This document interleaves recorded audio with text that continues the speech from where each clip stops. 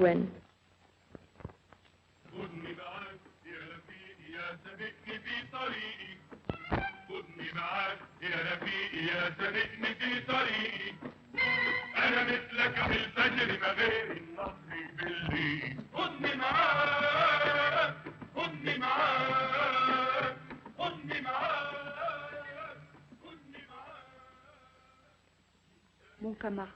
My comrade, you who have gone before me on the path to Palestine, lead me, like you. I thirst for victory. Lead me. See who inhabits our houses. See who occupies our towns. Palestine. Palestine, our country called to us. Palestine. Palestine, you who call back your sons and daughters. And you, my comrade, who have departed for Palestine, lead me. We have cried out your name, O my country. Our guns now cry out with us. We have taken up arms, and we will all join you. My comrades, lead me.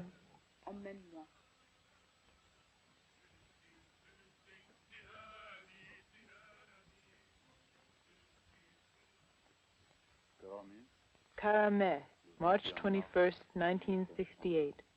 A small village, a refugee camp on the east bank of the Jordan River. Like all the refugee villages, a base for the guerrilla army. At dawn, tanks and armored cars, supported by planes of the Israeli army, crossed into Jordan and attacked several refugee villages, especially Karameh. All day long, dozens of aircraft bombed the surrounding guerrilla bases. This was followed by the arrival of Israeli troops at Karameh.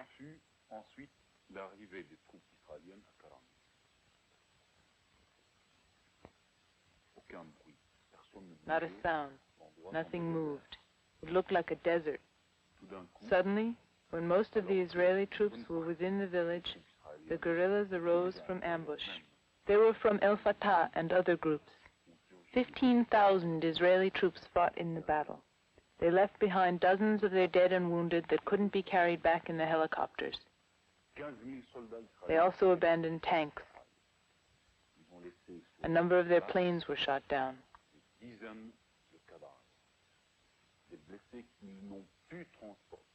Militarily, the Israelis gained nothing. They had wished to destroy the guerrillas by attacking the refugee villages. They only strengthened the people's resistance. The guerrillas grew stronger.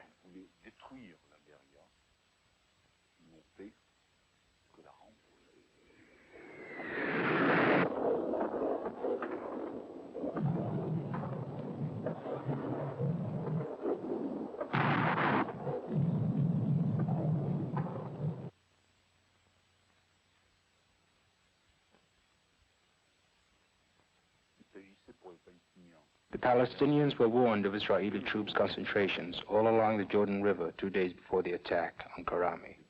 They had to choose between fighting or making a tactical retreat based on the balance of forces.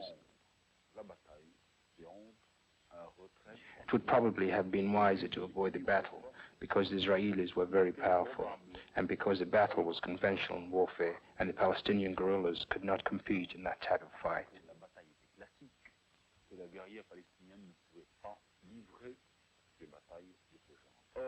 However, the general staff of the guerrilla army decided to fight the battle in order to protect the people of the refugee village from annihilation. Before Karameh, one could say the guerrilla forces were only a small beginning of determined men, a vanguard, barely a beginning. The Battle of Karameh marked a major stage for new solidarity between the Palestinian masses and their guerrilla forces. The guerrilla war became a people's war.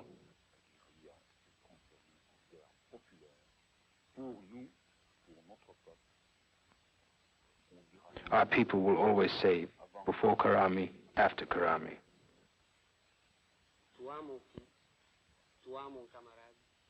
You, my son, you, my comrade, who has never seen your country, you who have grown up in exile, you will only know Palestine with gun in hand. Your first steps on her soil will be made at night, between the barbed wire of the occupying forces, under their bullets and shells. You hope for combat. Your pride is our people's struggle. Imperialism has tried 1,000 times to stifle our voices, to destroy us. But after Karami, we know that we will never be forced to our knees. The resistance of the Palestinian people against imperialism and against the Zionist invaders has endured for half a century. You have taken up your father's struggle. Today, in your turn, you have taken up the gun. You, whose ancestor fell under English bullets, whose uncle died facing the Zionist aggressor, whose brother is tortured in Israeli prisons.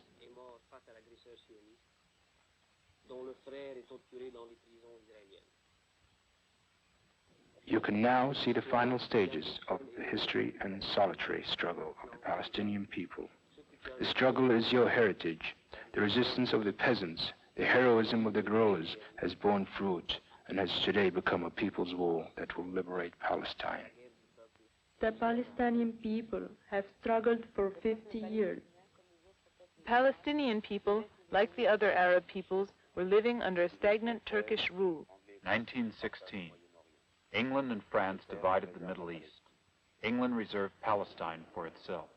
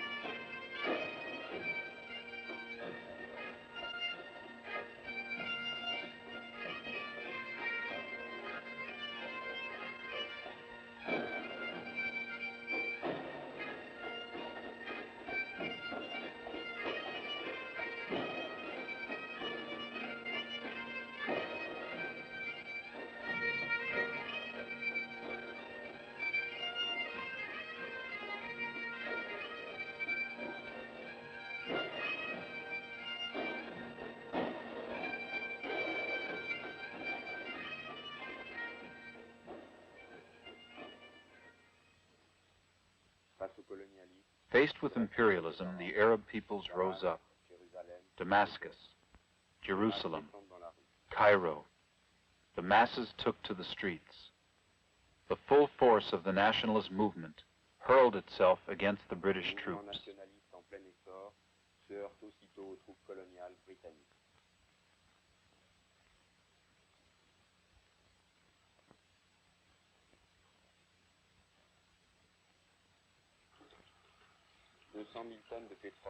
200,000 barrels of oil were being extracted each day.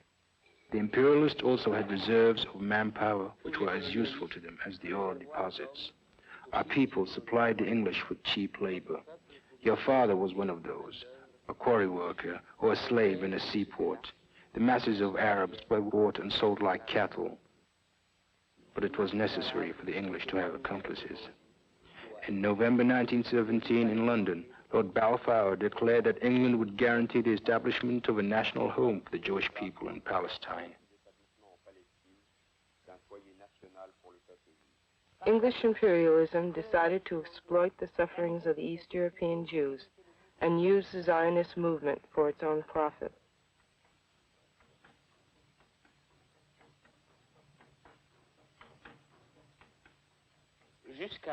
Until then, our people had lived in goodwill with all the minorities settled in our soil, the Jews as well as others.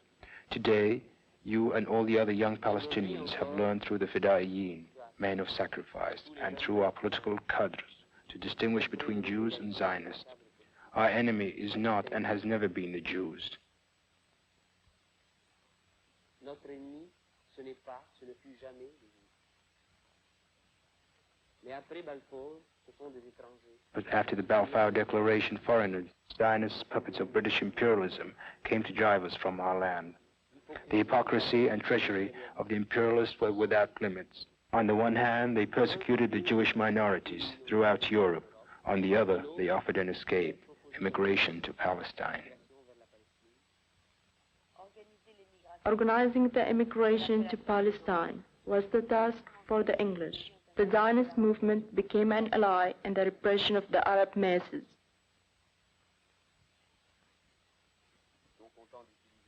Not content in just using the Zionist movement, The English imperialists also used the feudal Arab chiefs. The Zionists bought up the Arab lands, and with the aid of the English soldiers drove out the Palestinian peasants. The Arab chiefs made some money, the Zionists got land, and the English imperialists strengthened their position. But the Palestinian peasants lost everything. The Zionists settled on the best land. With each new settlement, hundreds of Palestinians were driven out. Forced from their land, the Palestinian peasants cultivated the desert. The Zionists drove them from this land, too.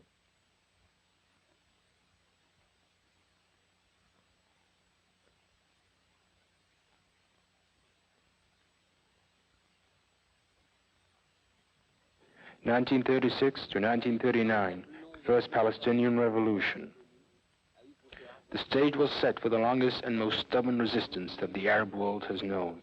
In the cities, laborers, clerks, and the unemployed rose up in insurrection. In the countryside, peasants reoccupied the land that they had tilled for generations and from which they had been driven. For 30 years, our people fought the invaders. For 30 years, the Palestinian masses led the revolutionary struggles of the Arab people. Palestine for the Arabs.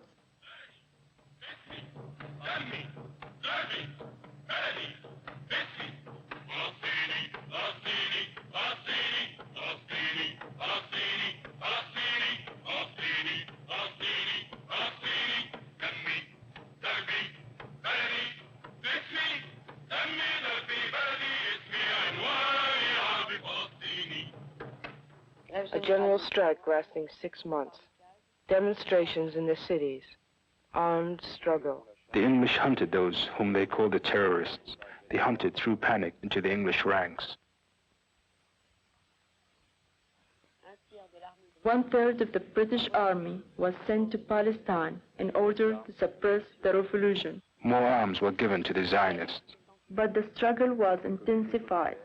People's committees sprang up everywhere. They formed at the lowest level in neighborhoods and villages. The wealthy Palestinians were left out of the struggle. The resistance leadership came from the ranks of the people.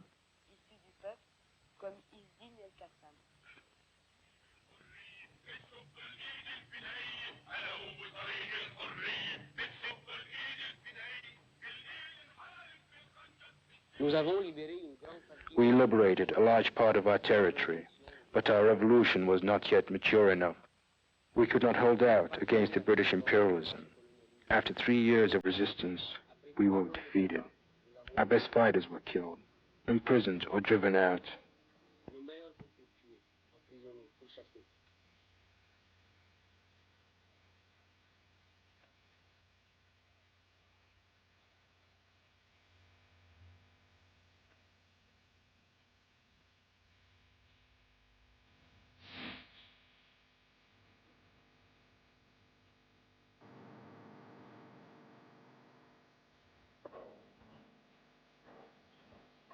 Arab prisoners constructing barbed wire barricades for the British in a concentration camp.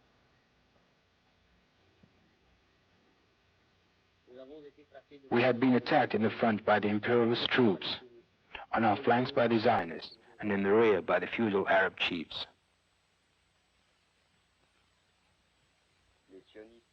The Zionists were triumphant, their leader Weizmann and the English met to discuss the carving up of Palestine. 1939. Zionist military power was encouraged to develop freely. With the Palestinian people divided, the way was open for the creation of the State of Israel and for the formation of its main instrument of aggression, the Zionist army, the Haganah HaPalmach. World War II weakened British imperialism, and American imperialism assumed first place in the world. The Zionists changed protectors. The U.S. began to play the same role as the English in the Middle East. April 9, 1948, the first act of the State of Israel. The massacre at Deir Yassin. The Zionists murdered the entire population of a village, men, women, and children. There were over 250 dead. The bodies were dumped into an empty well. There are two great lies in the Israeli propaganda.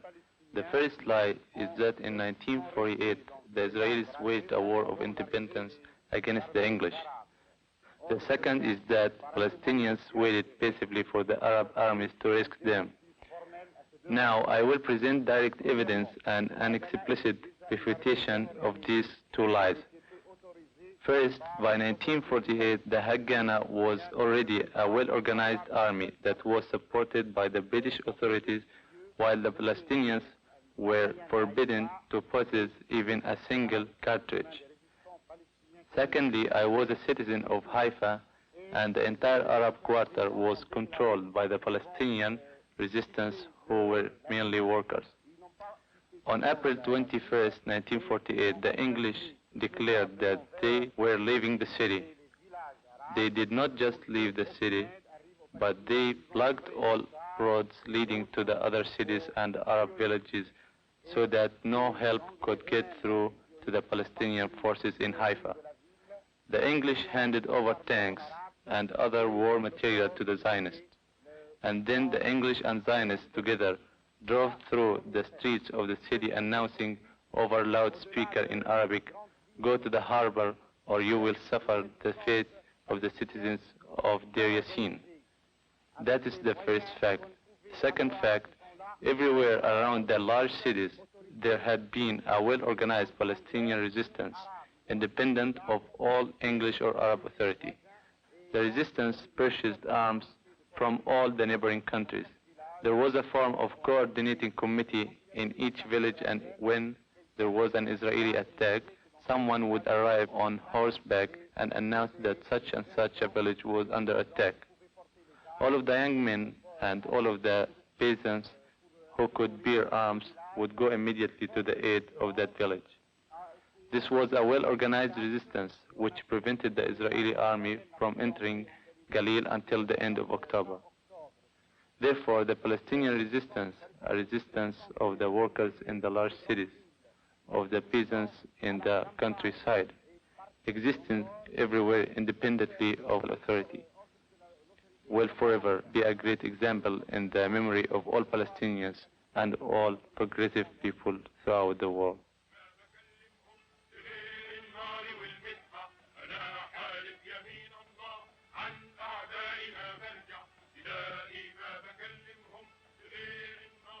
Depuis 1949, we fought a magnificent struggle in Jerusalem, where the workers staged an insurrection, but we were not strong enough.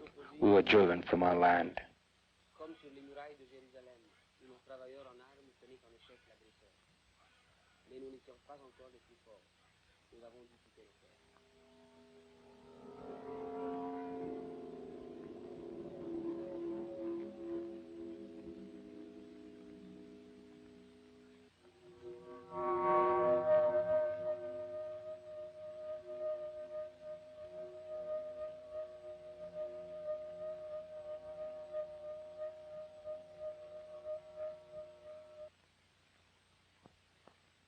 Officers of the Jordanian army collaborated by acting as guides for the English. Jordanian, English, and Zionist officers negotiated the armistice. Together, they drew up the new borders. One more dotted line is drawn on the map, and thousands of peasants are deported. Where are the Palestinian people? 350,000 Arabs remain in Israel, prey to racism and persecution. 400,000 are concentrated in the Gaza Strip under Egyptian authority. 800,000 regroup in the other part of Palestine named Transjordan, when it was annexed to the feudal kingdom of Jordan. 800,000 live in other refugee camps, in Jordan, in Syria, in Lebanon, in Iraq. In the camps where you were born, my comrade, you have lived as an exile. To the Zionists, we were a people to be eliminated. To the Arab governments, we were a lever for diplomatic pressure. All the reactionaries conspired together to throw us into the camps, but in the camps the flame of resistance was burning.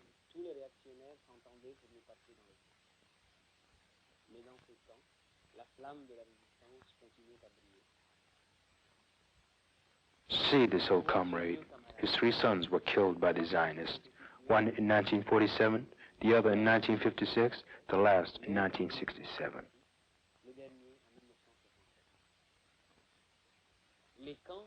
For you, the camps are the old ones who tell us stories of the struggle. They are meeting at night in the tents in preparation for combat. After the defeat in 1956, some units of the traditional Arab armies reorganized into the resistance. Between the creation of El Fatah in 1956 and the first commando raids in 1965, there were 9 years of political work and preparation, from clandestine activity to mass demonstrations to armed struggle. 1965, El Asifa, the Storm, the first armed group. From this time on, the Palestinian people refused to submit to the Arab governments. When the people demanded guns, the Arab governments created a puppet organization that they could control.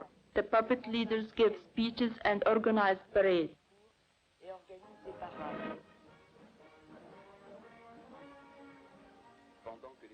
While the Arab puppets marched, the Zionist state prepared its new war.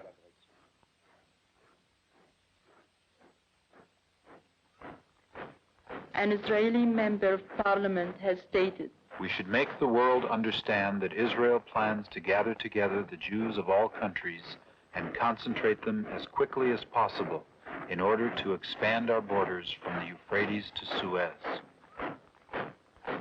Ben Gurion has said, "The present map of Palestine is drawn according to the mandate. But nonetheless, the Jewish people have another map in mind that stretches from the Nile to the Euphrates.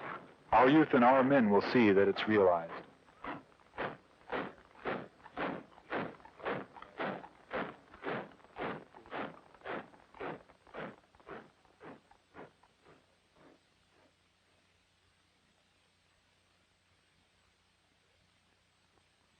June 1967.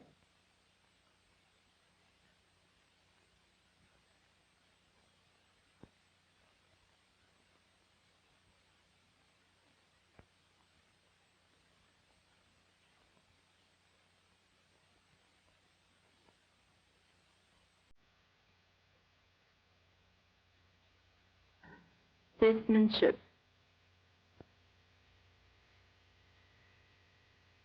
In the occupied territories,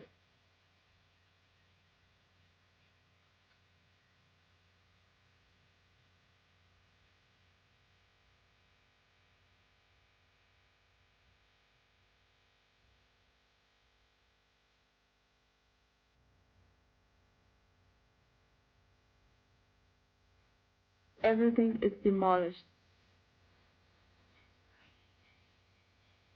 A dynamited house in Naples.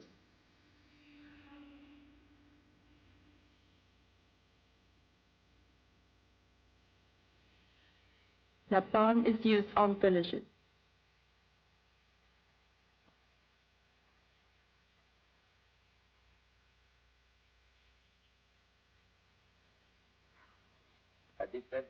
the defeat of the traditional Arab armies, the shameful conduct of the bemedaled, gold-braided Arab generals of Nasser, Hussein, and Faisal has helped to advance the people's war. These reactionary Arabs can no longer fool the masses.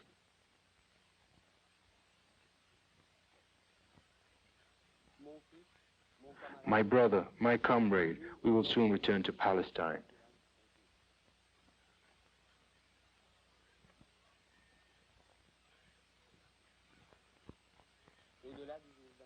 Out there, in the occupied lands, the Palestinian masses are waiting for us.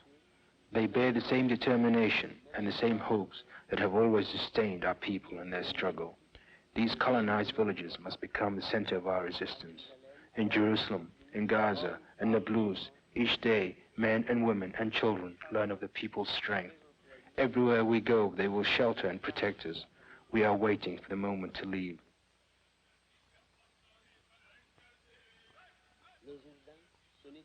The Jordan River, a contested border, divides our people in half.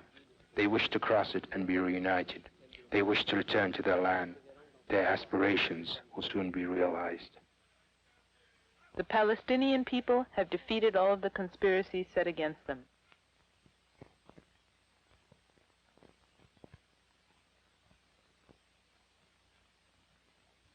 The first conspiracy is fear. The Israeli Minister of War, Moshe Dayan, declared, The terrorist activities, disorders, and violent demonstrations oblige the security forces to take the following steps. Retaliation. The guerrilla war is transformed into a people's war. The second conspiracy is deception. Each imperialist defends his own interests, but all agree on one point: pretend to work for peaceful solutions in order to fool the Palestinian masses into laying down their guns. Retaliation. The third conspiracy is isolation. Israel proclaims herself to be the fortress of democracy in the Middle East. Zionist propaganda desires the support of the entire capitalist press.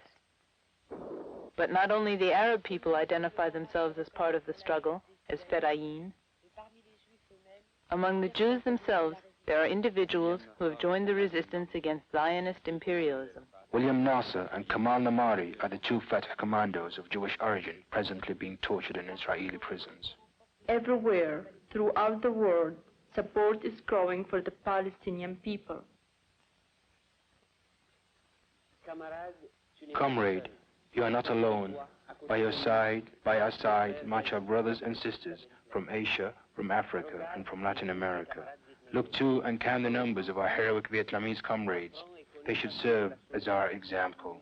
Every day we must reaffirm the solidarity which unites us with our brothers and sisters fighting in Laos and Guinea, with Africans and with Chinese. Comrade, nothing can stop people's war.